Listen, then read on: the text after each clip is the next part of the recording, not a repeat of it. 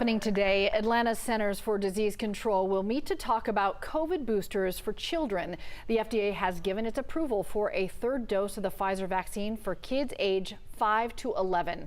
Jerry Carnes is live at the CDC to tell us what parents need to know. So curious about a timeline here, Jerry. Well, Cheryl, depending on when the CDC comes out with its recommendation, COVID boosters for children could be available as early as tomorrow, and then it will be up to parents.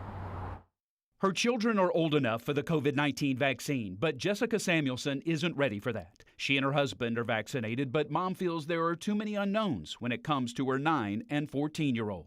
People are still getting COVID even with the vaccine.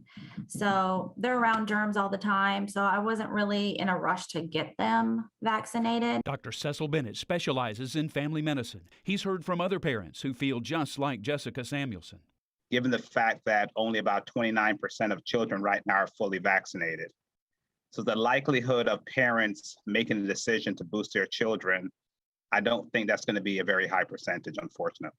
It's now up to the CDC to issue recommendations concerning booster shots for children 5 to 11 years old. The Food and Drug Administration's emergency use authorization calls for an additional shot of the Pfizer vaccine at least 5 months after a child's last shot.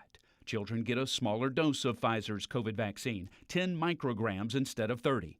The company told the FDA that in clinical trials, a third shot increased protection against the Omicron variant as much as 36 times.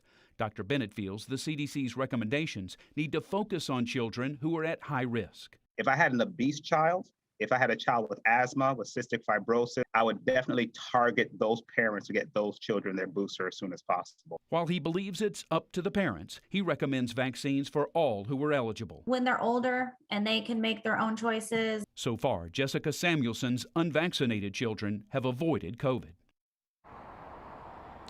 Next month, the Food and Drug Administration will meet to discuss Moderna's COVID booster for children. All right, Jerry, thanks a lot.